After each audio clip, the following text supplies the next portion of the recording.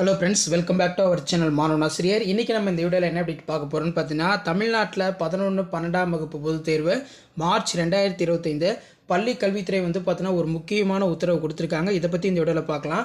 இப்போ நமக்கு public examination time table 11th 12th பார்த்தீங்கன்னா ரிலீஸ் பண்ணிட்டாங்க. இப்போ இந்த பப்ளிக் எக்ஸாமினேஷன் ஸ்டூடெண்ட்ஸ் பார்த்தீங்கன்னா போகிறதுக்கு முன்னாடி ஸ்கூல் லெவலில் பார்த்தீங்கன்னா இன்டர்னல் மார்க் பார்த்தீங்கன்னா போடுவாங்க. இந்த இன்டர்னல் மார்க் எப்படி போடணும் அப்படின்னு சொல்லி ஒரு சில கைட்லைன்ஸை பார்த்தீங்கன்னா பள்ளி கல்வித்துறை 38 மாவட்ட முதன்மை கல்விக்கு வெளியிட்டிருக்காங்க. ஸோ நமக்கு இன்டர்னல் மார்க் பொறுத்த வரைக்கும் ஆர்ட்ஸ் குரூப்புக்கு பார்த்தீங்கன்னா 10 மார்க் பார்த்தீங்கன்னா போடுவாங்க. சயின்ஸ் குரூப்புக்கு எல்லாமே பார்த்தீங்கன்னா ஒரு 30 மார்க் போடுவாங்க. ப்ராக்டிகல் எக்ஸாமினேஷன் இருக்கும், ப்ளஸ் இன்டர்னல் இருக்கும். ஆர்ட்ஸுக்கு பொறுத்த வரைக்கும் பார்த்தீங்கன்னா இப்போ எக்கனாமிக்ஸில் ஒரு 10 மார்க் இன்டர்னல் போடுவாங்க. கம்ப்யூட்டர் அப்ளிகேஷனில் பார்த்தீங்கன்னா ஒரு 30 மார்க் பார்த்தீங்கன்னா ப்ராக்டிகல் ப்ளஸ் இன்டர்னல் போடுவாங்க. இது கொடுக்கறதுக்கான வழிகாட்டு நெறிமுறைகளை பார்த்தீங்கன்னா தமிழ்நாடு பள்ளி கல்வித்துறை வெளியிட்டிருக்கிறார்கள். பொதுத் தேர்வு அகமதிப்பீடு முக்கிய வழிகாட்டுதல் வெளியீடு. +1 +2 பொதுத் தேர்வு ஒரு மார்ச் ஏப்ரல் மாதங்களில் நடைபெறவுள்ள நிலையில் அகமதிப்பீட்டிற்கான மதிப்பெண் வழங்குவது தொடர்பாக தேர்வுத்துறை முக்கிய அறிவுறுத்தல்கள் வழங்கியுள்ளது. இது குறித்து அரசு தேர்வுகள் துறை இயக்குனர் லதா அவர்கள் பார்த்தீங்கன்னா 38 மாவட்ட முதன்மை கல்வி அலுவலர்களுக்கு அனுப்பியுள்ள சுற்றறிக்கையில் நிகழ்கல்வியாண்டில் 2024-25 +1 +2 பயிலும் மாணவர்களுக்கு ஒவ்வொரு பாடத்திற்கும் அகமதிப்பீடுக்கான மதிப்பெண்கள் கணக்கீட்டு வழங்கும் முறை குறித்து அறிவுரைகள் பார்த்தீங்கன்னா அதே மாதிரி நெறிமுறைகள் சுற்றறிக்கையுடன் இணைத்து அனுப்பப்பட்டுள்ளது. இதனை முதன்மை கல்வி அலுவலர்கள் தங்களது ஆள்கைக்குட்பட்ட மேல்நிலைப்பள்ளி தலைமை ஆசிரியர்கள் அனுப்பி வைக்க வேண்டும்.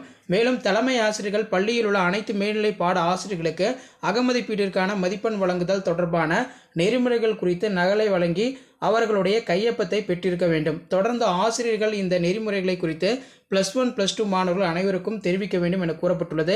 வழிகாட்டுதல் பொறுத்த வரைக்கும் விவரம் 80.01% முதல் 100% வருகைக்கு பார்த்தீங்கன்னா அட்டனன்ஸ்க்கு 2 மார்க் பார்த்தீங்கன்னா வழங்கப்படணும். 75லேருந்து 80% வருகை பதிவுக்கு 1 மதிப்பெண் வழங்கப்பட வேண்டும். ஒவ்வொரு பாடத்துக்கும் குறைந்தபட்ச 4 உள்நிலை தேர்வுகள் நடத்தப்பட வேண்டும். ஸ்கூல் டெஸ்ட் வைப்பாங்க. அசைன்மெண்ட்டு, செயல் திட்டம், களப்பயணம் ஆகியவற்றிற்கு அதிகபட்சமாக 2 மதிப்பெண் வழங்குதல் வேண்டும்.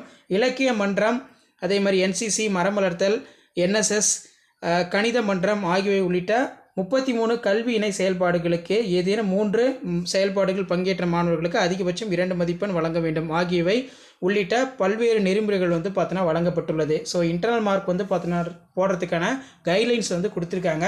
கிட்டத்தட்ட 11th 10th 12th public examination conduct பண்ணுறதுக்கான எல்லா ஏற்பாடுமே தமிழக தேர்வுத்துறை பண்ணிட்டு இருக்காங்க.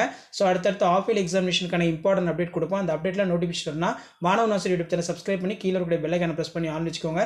நம்மளுடைய வாட்ஸ்அப் குரூப் டெலகிராமில் ஜாயின் பண்ணிக்கோங்க. டிஸ்கிரிப்ஷன் லிங்க் இருக்குது. தேங்க்யூ.